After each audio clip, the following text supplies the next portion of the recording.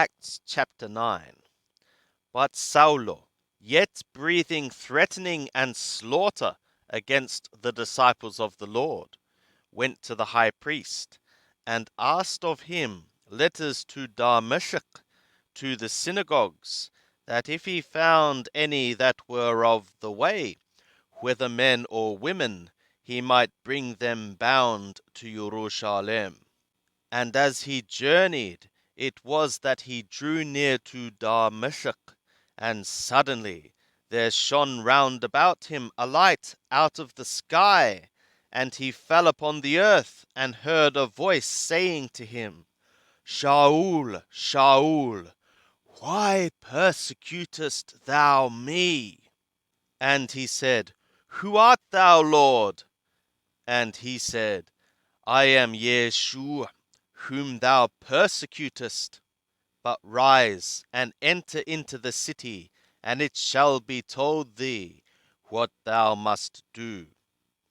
And the men that journeyed with him stood speechless, hearing the voice, but beholding no man. And Saulo was raised from the earth, and when his eyes were opened, he saw nothing. And they led him by the hand, and brought him into Damascus. And he was 3 days without sight, and did neither eat nor drink. Now there was a certain disciple at Damascus, named Hananiah. And the Lord said to him in a vision, Hananiah! And he said, Behold, I am here, Lord. And the Lord said to him, Arise, and go to the street which is called Straight, and inquire in the house of Yehudah for one named Saulo, a man of Tarsus. For behold, he prayeth, and he hath seen a man named Hananiah coming in, and laying his hand on him, that he might receive his sight. But Hananiah answered, Lord, I have heard from many of this man, how much evil he did to thy holy ones at Jerusalem. And here he hath authority from the chief priests to bind all that call upon thy name. But the Lord said to him, Go thy way, for he is a chosen vessel to me, to bear my name before the nations and kings, and the children of Israel.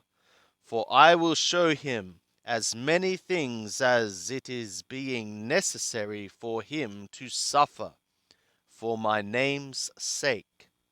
And Hananiah departed, and entered into the house, and laying his hands on him, said, Brother Shaul, the Lord, even Yeshua, who appeared to thee in the way which thou camest, hath sent me, that thou mayest receive thy sight, and be filled with Holy Spirit. And immediately there fell from his eyes as it were scales, and he received his sight. And he arose and was baptized, and he took food and was strengthened, and he was certain days with the disciples that were at Damascus.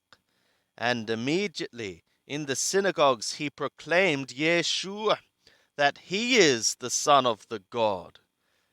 And all that heard him were amazed, and said, Is not this he that in Jerusalem made havoc of them that called on this name? And he had come hither for this intent, that he might bring them bound before the chief priests. But Saulo increased the more in strength, and confounded the Yehudim that dwelt at Damascus, proving that this is the anointed. And when many days were fulfilled, the Yehudim took counsel together to kill him. But their plot became known to Saulo, and they watched the gates also day and night, that they might kill him. But his disciples took him by night, and let him down through the wall, lowering him in a basket. And when he was come to Jerusalem, he was trying to join himself to the disciples, and they were all afraid of him, not believing that he was a disciple. But Barnabas took him and brought him to the sent ones, and declared to them how he had seen the Lord in the way, and that he had spoken to him, and how at Damascus he had preached boldly in the name of Yeshua. And he was with them, going in and going out at Jerusalem, preaching boldly in the name of the Lord. And he spoke and disputed against the Hellenistic Jews, but they were seeking to kill him. And when the brothers knew it, they brought him down to Caesarea, and sent him forth to Tarsus. So the assembly throughout all Judea and Galilee and Shomron had peace, being edified, and walking in the fear of the Lord Yahweh, and in the comfort of the Holy Spirit, was multiplied. And it was, as Petro went through all parts, he came down also to the holy ones that dwelt at Lydda. And there he found a certain man named Aeneas, reclining upon a mattress for 8 years, who was one paralyzed. And Petro said to him, Aeneas, Yeshua anointed healeth thee. Arise and make thy bed. And immediately he arose. And all that dwelt at Lydda and in Sharon saw him, and they turned to the Lord.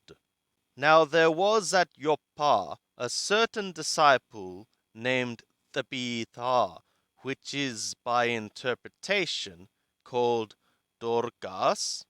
This woman was full of good works and alms deeds, which she did. And it was in those days that she fell sick and died. And when they had washed her, they laid her in an upper chamber.